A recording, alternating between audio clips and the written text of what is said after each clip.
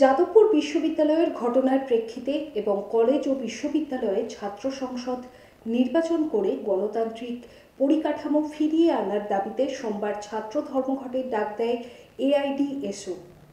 সেই মতো মুর্শিদাবাদ বিশ্ববিদ্যালয়ের গেটের সামনে তারা পিকেটিং করতে গেলে তৃণমূল ছাত্র পরিষদের সদস্যদের বিরুদ্ধে অভিযোগ ওঠে তাদের জোর করে সরিয়ে দেওয়ার। ঘটনায় দুপক্ষের ধস্তাধস্তি শুরু হয়, পরে পুলিশ এসে পরিস্থিতি নিয়ন্ত্রণে আনে।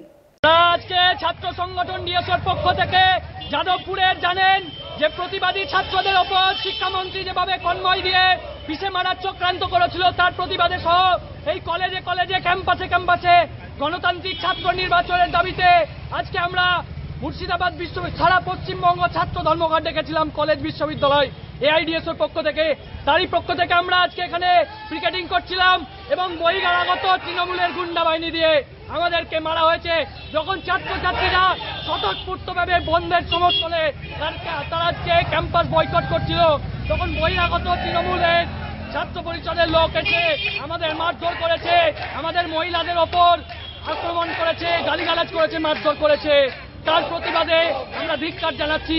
আজকে আমরা এখানে থাকবো এবং আমরা দাবি করব যে অবিলম্বে গণতান্ত্রিক পরিকাঠামো ফিরিয়ে আনার জন্য কলেজে কলেজে ক্যাম্পাসে ছাত্র সংসদ নির্বাচন করতে হবে এবং যাদবপুরের নক্কারজনক ঘটনার প্রতিবাদে তীব্র আন্দোলন গড়ে উঠবে এবং শিক্ষামন্ত্রীকে অবিলম্বে এর ক্ষমা চাইতে হবে এবং অবিলম্বে তারও শাস্তির দাবি করছি। কি নাম আপনার? আমার নাম সুব্রত মণ্ডল, এআইডিএসও মুর্শিদাবাদ জেলা সম্পাদক মণ্ডলী সদস্য। আজকে উচ্চ মাধ্যমিকের পরীক্ষা চলছে, সেই পরীক্ষা অবস্থায় ওরা আজকে বন্ধ করছে। আমরা তৃণমূল ছাত্র পরিষদের পক্ষ থেকে এসে বলছি আজকের দিনে তোমরা এই ধর্মঘট করো না, কারণ যেহেতু রাজ্য জুড়ে আজকে উচ্চ মাধ্যমিক পরীক্ষা চলছে, সেই পরীক্ষাতে যেন কোনোরকমভাবে বিশৃঙ্খলার সৃষ্টি না হয়, আপনারা উঠে যান।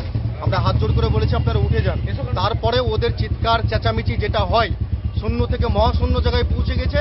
আবার ওরা গায়ের জোরে কলেজে ইউনিভার্সিটিতে একটু আগে পরীক্ষা ছিল, 11টার দিকে পরীক্ষা শেষ হলো, তারপরে ওদের অসভ্যতমি ওটা বাংলা জুড়ে চলছে এবং এদের অসভ্যতমি এরা জানুন। আজকে আপনারা গোটা রাজ্য জুড়ে যে পরীক্ষা চলছে, পরীক্ষার সময় এই ধর্মঘট কে মানে কে করে?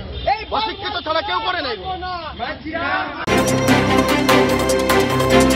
কখনো হালকা সাজ তাড়াতাড়ি, কখনো সেজে গুজে বিয়ে বাড়ি, কখনো বা ওয়েস্টার্ন আউটফিট, কখনো বা পাট ভাঙা শাড়ি।